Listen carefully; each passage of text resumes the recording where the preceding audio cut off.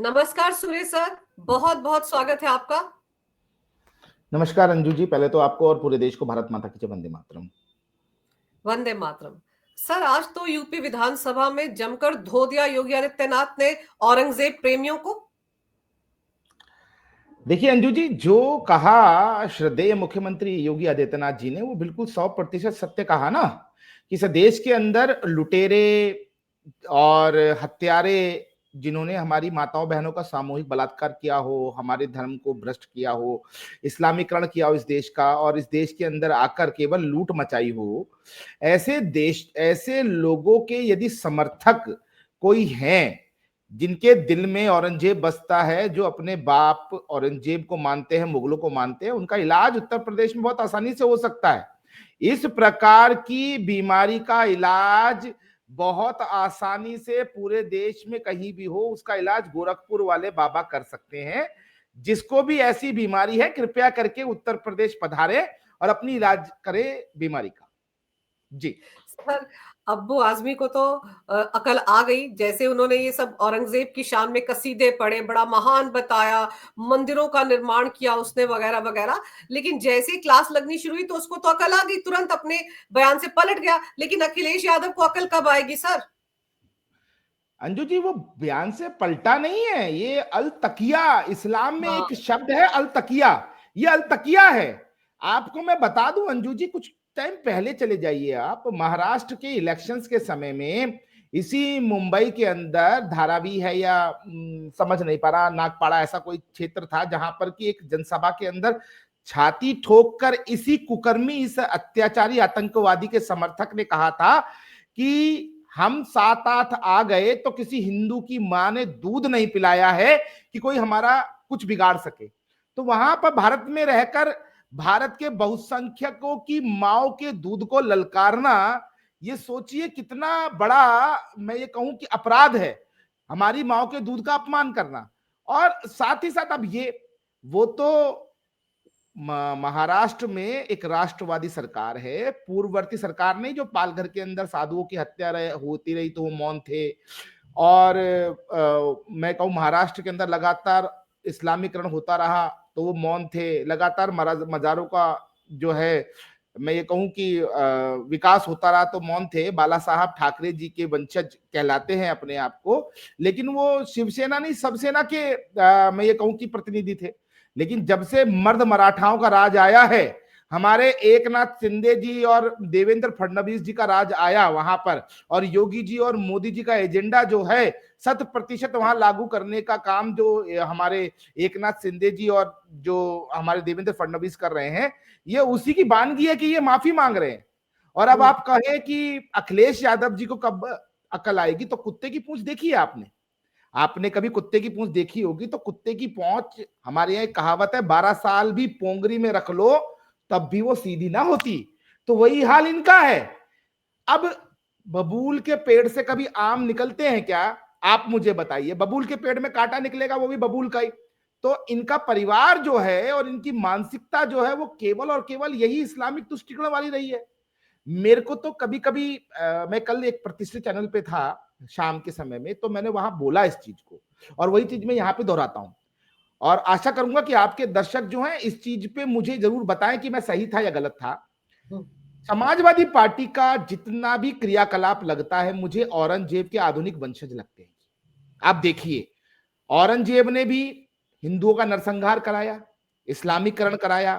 कहा तो यह भी जाता था कि 1.25 मन जनेऊ जब तक वो उतरवा नहीं देता था, इतने लोगों को इस्लाम नहीं ग्रहण करा देता था या हत्या नहीं कर देता था, तब तक वो खाना नहीं खाता था। तो ऐसा ही काम इन्होंने भी किया। अपने शासनकाल में हज हाउस बनवाया, कब्रिस्तान बनवाया, और इसके अलावा मंदिरों की घंटियां तक रुकवा दी जब पूजा होती थी, तो जब अजान होती है ना जी। उसी प्रकार से, जिस प्रकार से औरंगजेब ने अपने पिता को जेल में बंद रखा आगरा के किले में 10 साल तक। और आपको जान के ये हैरानी होगी, ये इतिहास में दर्ज है कि पानी जो था गर्मी के दिनों में भी पानी उसको नाप के देता था। और इसी वजह से वहां पर इनके पिता ने यह कहा था कि तुझसे अच्छे तो वो काफिर हैं जो जीते जी तो क्या, मरने के बाद भी अपने पूर्वजों को पानी पिलाते हैं पितृपक्ष के अंदर। तो उसी प्रकार इन्होंने भी अपने पिता के हाथ से छीनी ना। जग जाहिर है किस प्रकार से माइक छीना था, बदतमीजी की थी अखिलेश यादव ने। तो ये बिल्कुल। जो मानसिकता है, ये मानसिकता कभी चेंज नहीं होने वाली। इनके शासनकाल में दुबग्गा, मेरे को याद है दुबग्गा के अंदर पुलिस ने, एसटीएफ ने जो है आतंकवादी अरेस्ट किए थे। उसके अलावा 14 और आतंकवादी अरेस्ट हुए थे अयोध्या और लखनऊ और प्रदेश के विभिन्न प्रांतों में, क्षेत्रों में जो बम ब्लास्ट हुए हैं उसके कल्पिट्स। उनको छोड़ने का षड्यंत्र यदि किसी सरकार ने किया था तो वो अखिलेश यादव सरकार ने किया था। ये अपने आप को, मैं ये कहूं कि सबसे बड़ा मुसलमान हितैषी बनाने के लिए आतंकवादी, लुटेरे, आतताई, नरभक्षियों का समर्थन करने से पीछे नहीं हटने वाले, ना इनको समझ आएगी कभी।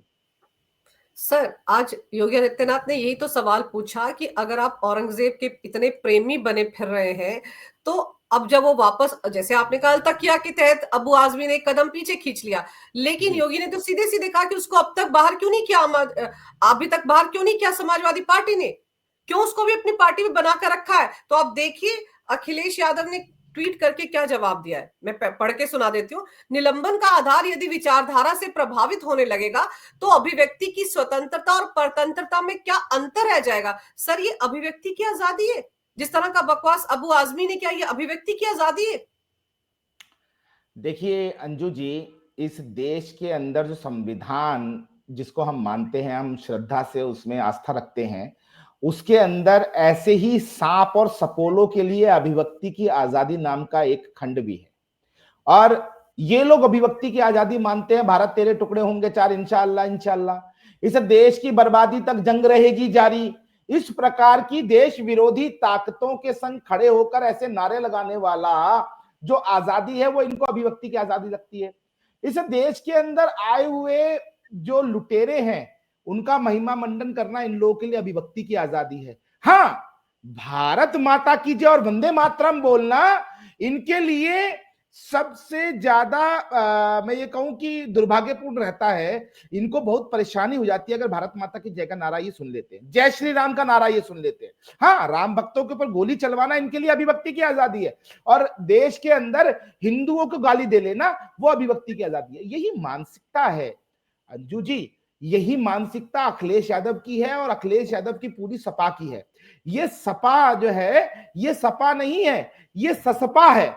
ससपा ये है समाजवादी जो है ना, ये आपका इस्लामिक पार्टी जो है, ये इस्लामिक पार्टी हो गई है, ये सपा नहीं रह गई है। ये केवल और केवल मुसलमानों के तुष्टीकरण के लिए जितना हो सके उतना कोई भी कुचक्र चलाने को ये लोग तैयार रहते हैं।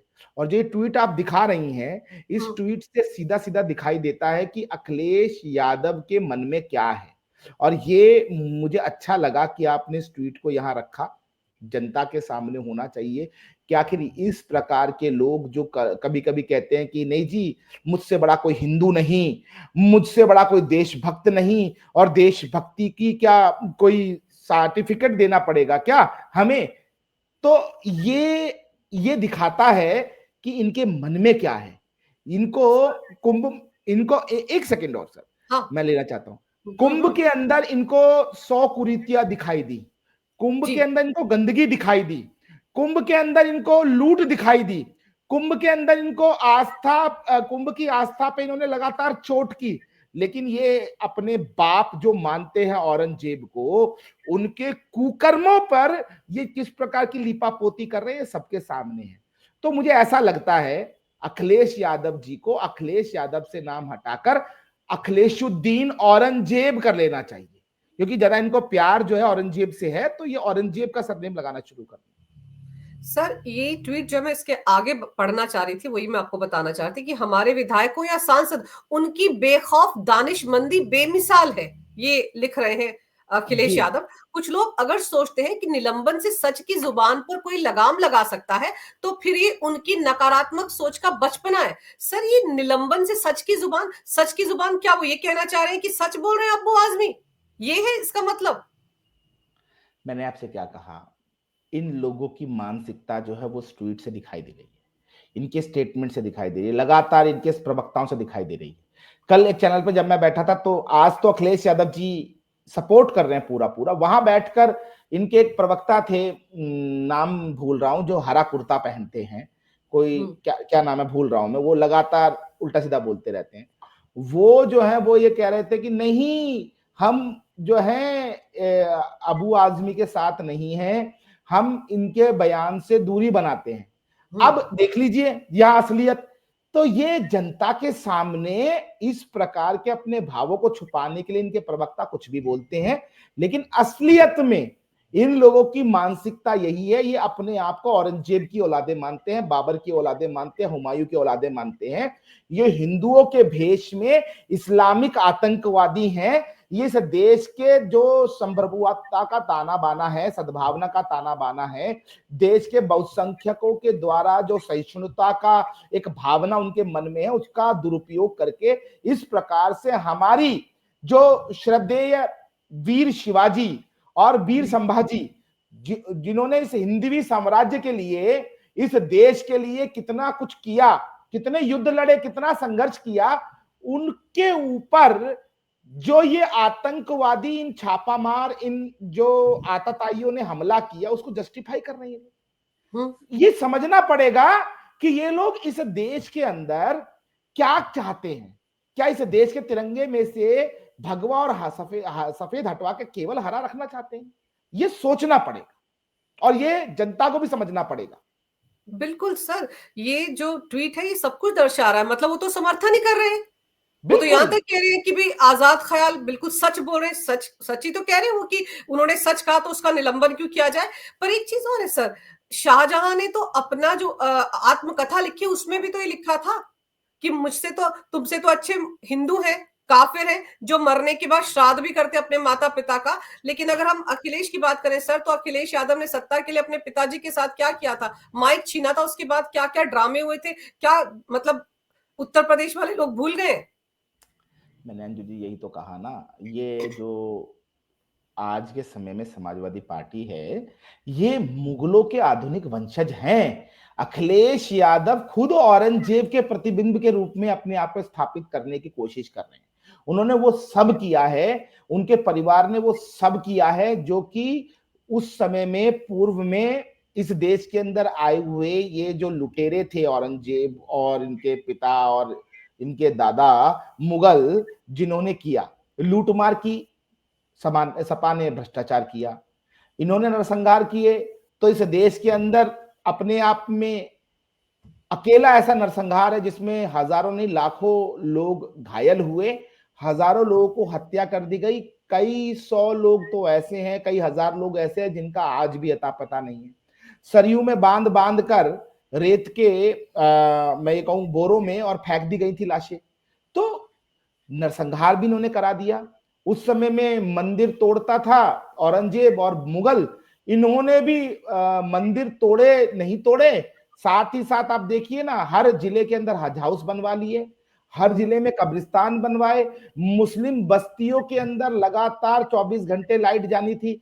लेकिन यदि हिंदू मंदिरों की बात आए तो वहां पर जी, घंटियां तक रुकवा देते थे ये। तो अजान ये के टाइम। पर सर, ये अभी अभी महाकुंभ खत्म हुआ है, उससे भी बौखलाए हुए हैं। और दूसरा आप देखिए कि इफ्तारी मनाई जा रही है, वहां पर तो बड़े आराम से अखिलेश पहुंच रहे हैं, लेकिन महाकुंभ को लेकर एक भी पॉजिटिव शब्द नहीं बोल पाए। क्या अब अपनी पार्टी के नेताओं को भेज रहे हैं वो संगम में, कि रेत के अंदर लाशें दफना दी गई थी, राम गोपाल यादव ने कहा था ना, तो ढूंढी जाकर उन्होंने लाशें, अब तो खत्म हो गया है कुंभ। मैंने आप जया बच्चन ने क्या कहा था, पानी में बहा दी है। क्या वो जो गैर जिम्मेदाराना बयानबाजी की थी इन्हीं की पार्टी के सांसदों ने, राज्यसभा के सांसदों ने, उनके खिलाफ कुछ कार्रवाई करेंगे या नहीं। ये किसी के खिलाफ कोई कार्रवाई नहीं करेंगे। सपा के अंदर तो एक गाइडलाइन है, देखिए किसी भी पद को प्राप्त करने के लिए एक योग्यता होती है। तो समाजवादी पार्टी में योग्यता यह है कि कौन ज्यादा बड़ा सनातन का दुश्मन, किसने ज्यादा सनातन को गाली दी है, किसने ज्यादा सनातन का अपमान किया है, किसने ज्यादा हिंदुओं के प्रति विश्वमन किया है, किसने ज्यादा ये जो मुस्लिम आक्रांता हैं उनकी जूतियां और चप्पलें सर पे रखी हैं, उनकी मजारों पे ज्यादा जाके नाक रगड़ी है। ये ही योग्यता है समाजवादी पार्टी में राष्ट्रीय अध्यक्ष से लेके एक ब्लॉक प्रमुख तक बनने की। और विधायक, एमएलसी, एमएलए और सांसदी का टिकट प्राप्त करने की। आप देखिए ना, स्वामी प्रसाद मौर्य लगातार इनकी पार्टी के राष्ट्रीय महासचिव बने रहे और उन्होंने लगातार रामायण जी के विषय में किस प्रकार के अपशब्द और अभद्रता का जो है प्रदर्शन किया, वो जग जाहिर है। और मैं आपको बता दूं कि लगातार उनको भी अखिलेश यादव का पूर्ण समर्थन रहा।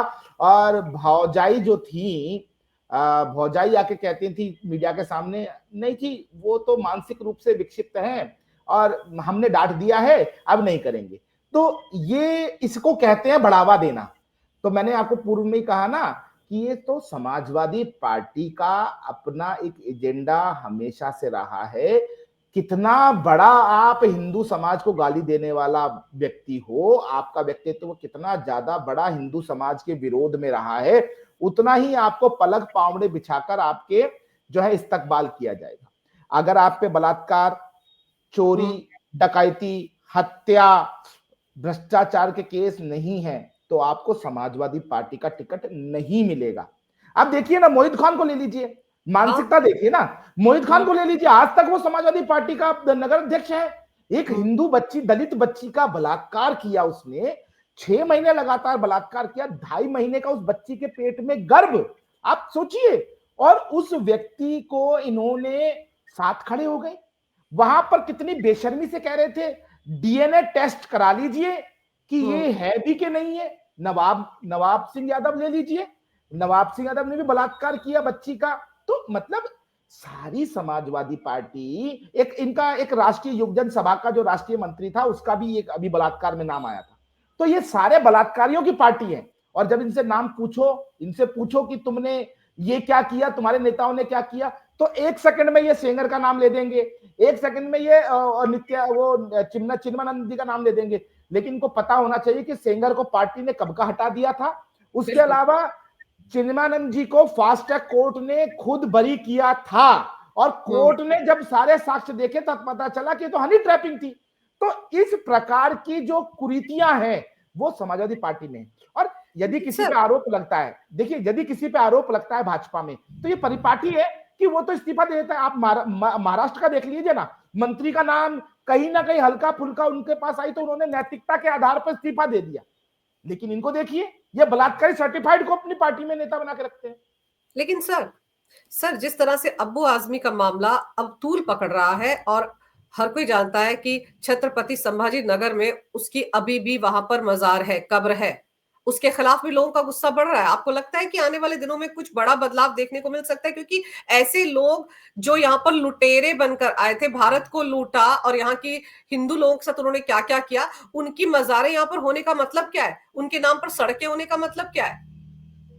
देखिए अंजू जी, ऐसा मेरे को लगता है आने वाले समय में प्रदेश की सरकारें जो हैं हिंदू भावनाओं का सम्मान करेंगी और परम पूज्य छत्रपति शिवाजी महाराज, परम पूज्य छत्रपति संभाजी महाराज, इन जैसे हुतात्माओं ने जिन आताताइयों से संघर्ष किया, ऐसे आताताइयों की मजार और जो मैं कहूँ कब्रें हिंदुस्तान में रहना नहीं चाहिए।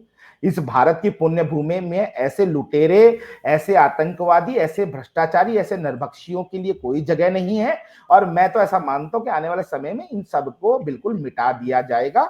और सरकार इनिशिएटिव ले रही है, जैसे धामी सरकार ने इनिशिएटिव लिया, लगातार 3,000 से ज्यादा मजारे जो हैं इन्होंने जिम कार्बेट क्षेत्र में साफ की और एक मजार जिहाद जो था इनका, उस पर पूर्ण विराम लगाने का पूरा जो है काम किया है। मैं उनको साधुवाद देता हूं। ऐसा ही शायद मेरे हिसाब से देवेंद्र फडणवीस साहब करेंगे और एकनाथ शिंदे जी करेंगे। एकनाथ शिंदे जी ने अपने कार्यकाल के अंदर जब वो मुख्यमंत्री थे तो मैं तो उनको सल्यूट करता हूं कि उन्होंने राज्य के अंदर गौ माता को राज्य माता का दर्जा दिया है, राष्ट्रीय राज्य पशु बनाया है। तो इसी प्रकार के कुछ निर्णय जो हैं वो अभी वर्तमान की सरकार को लेने होंगे और मुझे ऐसा लगता है कि लिए जाएंगे, क्योंकि हम लोग जो मांग कर रहे हैं वो मोदी जी भी सुनते हैं, योगी जी भी सुनते हैं। और योगी जी ने तो कहा ना, एक बार आओ ना अबू आजमी उत्तर प्रदेश में, तुम्हें बताते हैं, राष्ट्रवाद का पाठ पढ़ाते हैं और तुम्हारे दिमाग में अगर कोई बीमारी वाला कीड़ा घुस गया है मुगलों वाला, तो उसको भी हम लोग चिमटे से पकड़ के निकाल देंगे। ये विशेषता है गोरखनाथ मंदिर के परम महंत हमारे पूज्य मुख्यमंत्री योगी आदित्यनाथ जी की। इस प्रकार के आतंकवादी का इलाज करना वो अच्छे से जानते। बिल्कुल, इसीलिए उन्होंने सदन में ये भी कहा कि आप लोगों की करतूतें ऐसी हैं कि आप दोबारा नहीं आने वाले सत्ता में। तो ज़ाहिर-सी बात है, अब जिस तरह का ट्वीट आया है अखिलेश का, तिल मिला तो गए हैं। अभी तो लगता है कि धीरे-धीरे करके और ट्वीट भी करेंगे आज दिन में, क्योंकि उनको मिर्ची तो लग गई है। अच्छे खासी उनकी क्लास लगा दी है सदन के अंदर खड़े होकर योगी आदित्यनाथ ने। सर, आपने समय निकाला, इस विषय पर बड़ी महत्वपूर्ण जानकारी मेरे दर्शकों को दी। आपका बहुत-बहुत धन्यवाद। नमस्कार, भारत माता की जय हो, वंदे मातरम और जय श्री राम। जय जय श्री राम।